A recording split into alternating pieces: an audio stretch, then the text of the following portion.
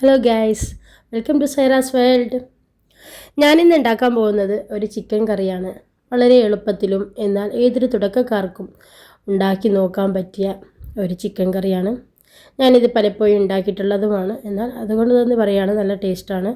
എല്ലാവരും ഒന്ന് ഉണ്ടാക്കി നോക്കുക. അതുപോലെ തന്നെ എൻ്റെ ചാനൽ ആദ്യമായിട്ട് കാണുന്നവരുണ്ടെങ്കിൽ ഒന്ന് സബ്സ്ക്രൈബ് ചെയ്ത് ലൈക്ക് ചെയ്ത് സപ്പോർട്ട് ചെയ്യണേ. അതുപോലെ തന്നെ ഷെയർ ചെയ്യാനും നിങ്ങളുടെ അഭിപ്രായങ്ങൾ അറിയിക്കാനും മറക്കല്ലേ. അപ്പോൾ എങ്ങനെയാണ് ഇതുണ്ടാക്കുക നമുക്ക് നോക്കാം.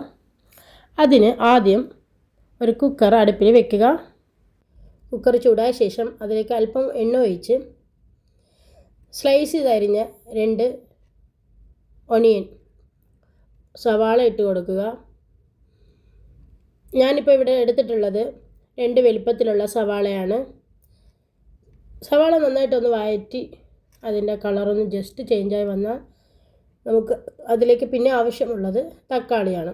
അപ്പോൾ ഞാനിവിടെ 2 മീഡിയം തക്കാളി എടുത്തിട്ടുണ്ട്. അത് ചെറുതായിട്ട് അരിഞ്ഞതാണ്.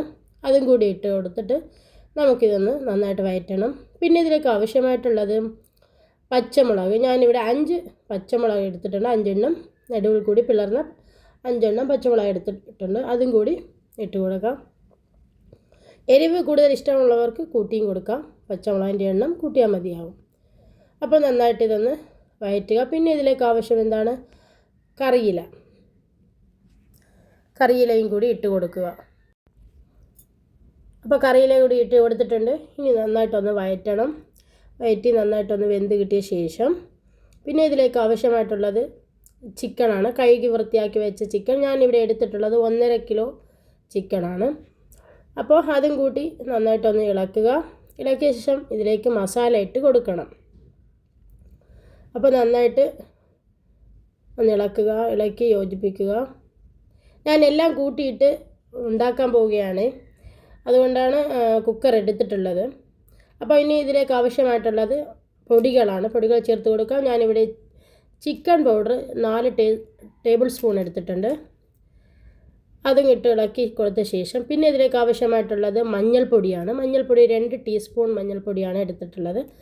അതും കൂടി ഇതിലേക്ക് ഇട്ട് കൊടുക്കണം. അപ്പോൾ അതും കൂട്ടി ഇട്ട് നന്നായിട്ടൊന്ന് ഇളക്കണം. ഞാനിത് പെട്ടെന്ന് ഉണ്ടാക്കുകയായിരുന്നു. അപ്പോൾ പിന്നെ വീഡിയോസ് എന്തായാലും എടുത്ത് കളയാമെന്ന് കരുതി എടുത്തതാണ്. അങ്ങനെ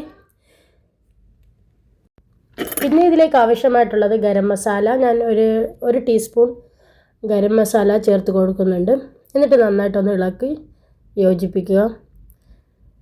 ഇത് ഞാനിപ്പോൾ ചിക്കൻ കറി വെക്കുന്നതുകൊണ്ട് ഇതിലേക്ക് വെള്ളം ഒഴിച്ച് കൊടുക്കുന്നുണ്ട്. അപ്പോൾ നന്നായിട്ട് ഇളക്കി കൊടുക്കുക. പിന്നെ ഇതിലേക്ക് ജിഞ്ചർ ഗാർലിക് പേസ്റ്റ് കൂടി ഇട്ട് കൊടുക്കണം. അതിട്ടിട്ടില്ല, ഇടും. പിന്നെ അപ്പോൾ ഇതിലേക്ക് ഞാൻ വെള്ളം ഒഴിക്കുന്നുണ്ട്. വെള്ളം ഒഴിച്ച ശേഷം വീണ്ടും നന്നായിട്ട് ഇളക്കി. മസാല ഏകദേശം കറക്റ്റാണ്. 4 ടേബിൾ സ്പൂൺ കറക്റ്റ്. അപ്പോൾ അത്ര മതിയാവും. നമുക്ക് ഈ കറി പൊറോട്ട, ചപ്പാത്തി, റൈസ് എല്ലാറ്റിൻ്റെ കൂടെ നമുക്കിത് കൂട്ടി കഴിക്കാവുന്നതാണ്. ഞാനിപ്പോൾ പത്തിരിൻ്റെ കൂടെയാണ് ഇപ്പോൾ ഉണ്ടാക്കിക്കൊണ്ടിരിക്കുന്നത്. അടുത്തത് ഇതിലേക്ക് ആവശ്യമായിട്ടുള്ളത് ഉപ്പാണ്. ഉപ്പ് പാകം നോക്കിയിട്ടാൽ മതി. പിന്നെ ഞാൻ ജിഞ്ചർ ഗാർലിക് പേസ്റ്റ് ഇട്ടിട്ടില്ലായിരുന്നു. അപ്പോൾ അതും കൂടി ചേർത്ത് കൊടുക്കണം. ഓരോ ടീസ്പൂൺ വീതം ചേർത്ത് കൊടുത്താൽ മതി. അതും ചേർത്ത് ഇളക്കിയ ശേഷം പിന്നെ ഇതിലേക്ക് ആഡ് ചെയ്യാനുള്ളത് തേങ്ങ. ഞാനിവിടെ ഒരു തേങ്ങയുടെ പകുതി തേങ്ങ എടുത്തിട്ടുണ്ട്. അത് നന്നായിട്ട് ഫൈനായിട്ട് അരച്ച് നമുക്ക് ഇതിൽ ചേർത്ത് കൊടുക്കാം. അത് ചേർത്ത് കൊടുത്തിട്ട് നന്നായിട്ട് ഇളക്കുക. പിന്നെ ഇതിലേക്ക് പിന്നെ ഒന്നും ചേർക്കാനില്ല. എല്ലാം കൂട്ടി നന്നായിട്ടൊന്ന് ഇളക്കി യോജിപ്പിച്ച ശേഷം നമുക്ക് ഇതിൻ്റെ അടപ്പൊന്ന് വെച്ച് കൊടുക്കണം. ഇപ്പോൾ ഏകദേശം എല്ലാം ഇട്ട് റെഡിയായിട്ടുണ്ട്. ഇത് പെട്ടെന്ന് വെന്ത് കിട്ടും. 2 വിസിലടിച്ചാൽ മതി. ചിക്കൻ പെട്ടെന്ന് കുക്കായി കിട്ടും. അപ്പോൾ പിന്നെ ഇതിൻ്റെ അടപ്പൊന്ന് വെച്ച് കൊടുക്കാം. അപ്പോൾ അടപ്പ് വെച്ച് കൊടുത്തിട്ടുണ്ട്. ഒരു 10-15 മിനിറ്റ്, കൂടിപ്പോയാൽ 20 മിനിറ്റിനുള്ളിൽ നമുക്കിത് കുക്കായി കിട്ടും. ഇപ്പോൾ ഏകദേശം 20-25 മിനിറ്റ് കഴിഞ്ഞു. ഇപ്പോൾ നമ്മുടെ ചിക്കൻ കറി റെഡി ആയിട്ടുണ്ട്.